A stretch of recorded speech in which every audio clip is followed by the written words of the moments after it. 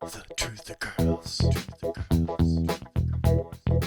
Hi everyone. Did Obama pass an act in 2012 that gave the American government the right to disseminate propaganda in America?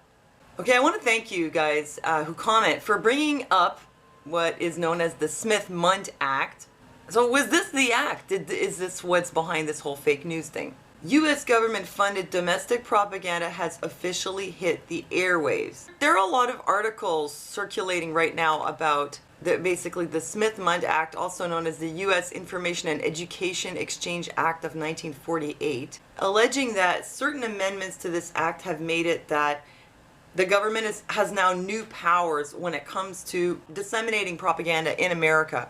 Here's the text of the act. This act was meant to prevent the American government and like the Defense Department from broadcasting within America propaganda that was intended for foreign audiences. This had something to do with, the war ending, and then they were during the Cold War. And actually, oddly enough, like Russophobia kind of plays into this, because to some extent, according to what they say here, this was passed because the government, they didn't even trust the people within the government. They thought a lot of them were kind of Russian spies, and so they were afraid that if they were allowed to broadcast to the American public, that they would end up broadcasting Russian communist propaganda. Well, apparently this had something to do with it. What it says here in this text, the Smith-Mundt Act institutionalized the Voice of America, which is a program, not the actual voice of the American people, and create additional exchange programs beyond the original Fulbright programs. So look, there was an amendment made fairly recently, and what this amendment did was made it legal for the Voice of America program to be broadcast to Americans domestically within America. This program, of course, it's American propaganda, and it's intended to be broadcast in foreign countries in different foreign languages. The Americans would say, well, this gives us the chance to present things in a positive, favorable light, considering that much of the media from outside of the U.S. is going to paint us in an unfavorable light. So yeah, basically propaganda. So here is a VOA, Voice of America, and you can look at the site, which is now available to Americans. The radio program is available to Americans. What do you see here? Trump to meet with Silicon Valley tech titans. Obama signs bill to fund cancer research, drug treatment. Anyhow, I mean, you can see for yourself what's on here. So is this bill, and is the Voice of America behind this whole fake news, which in my other video I said that I don't think that these truly fake news articles are just popping up randomly from just individuals, that I think that there's something behind it. I guess you could say a conspiracy.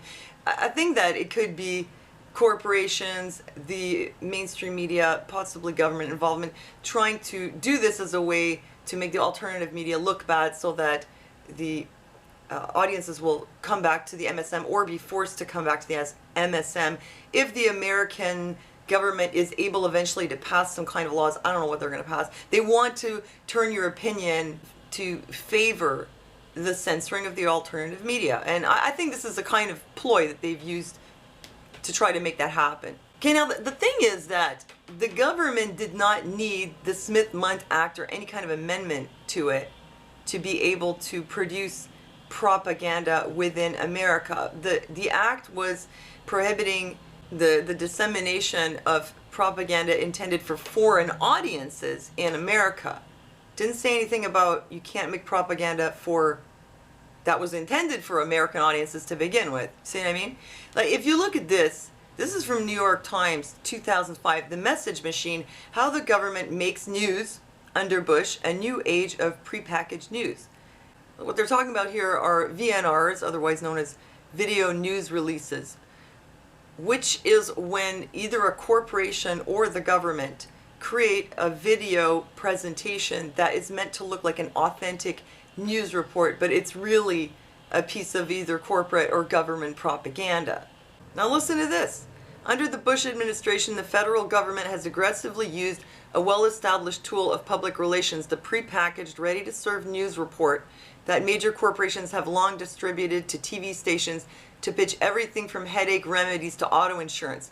In all, at least 20 federal agencies, including the Defense Department and the Census Bureau, have made and distributed hundreds of television news segments in the past 4 years, records and interviews show. Many were subsequently broadcast on local stations across the country without any knowledge of the government's role in their production. And it's not like the news agencies didn't know what was going on. It says here, federal agencies are forthright with broadcasters about the origin of the news segments they distribute. So they were colluding to air these reels, knowing full well what they were.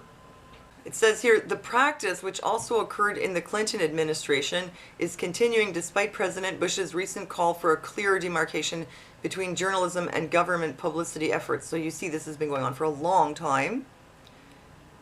In interviews, though, press officers for several federal agencies said the president's prohibition did not apply to government-made television news segments, also known as video news releases. So President Bush says, we should do something about these fake reports as long as they're not coming from the government. Anyway, safe to say they didn't need any amendments to the Smith-Mundt Act to put out propaganda.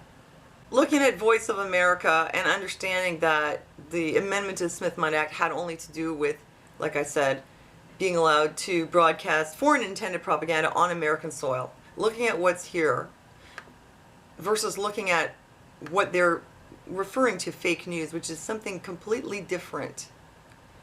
This is not even corporate propaganda or government propaganda. These are just completely fabricated stories, such as this Buzz Aldrin's deathbed confession, the moon landing was fake, and this huge explosion of these kind of stories. I don't think it has anything to do with the Smith-Mundt Act. And apparently neither VNRs nor propaganda nor lying on the news has ever been illegal. But while looking at this, I found that there's some information surrounding this that's very telling. To me, it paints the picture of a government that is really a corporatocracy. The government serves corporate interests above everything else. The people in the government have been bought out one way or another by various corporate interests. People work for the government, then they go to work for corporations. People from corporations then go to work for the government. And it goes back and forth. It's what you call revolving door government. You really have a corporatocracy.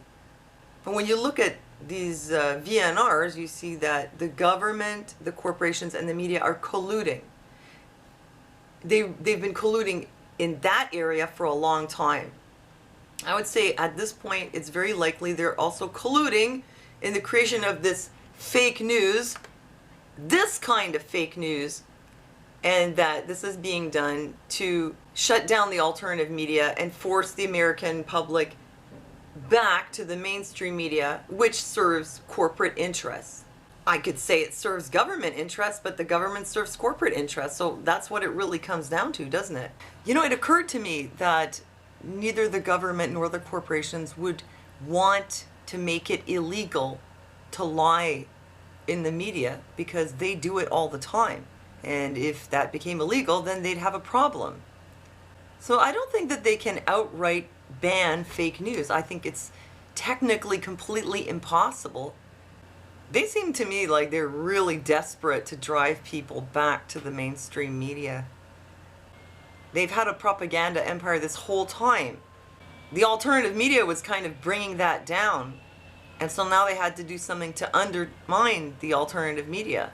But they won't be able to ban it as fake news. What they could do is just put so much truly fake news out there that the public will become totally confused and discouraged and eventually apathetic.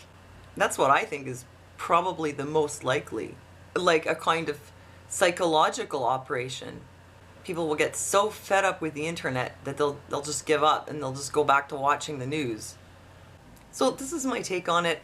Let me know what you think. Thanks for giving me a thumbs up if you agree. Thanks for subscribing if you like my analyses.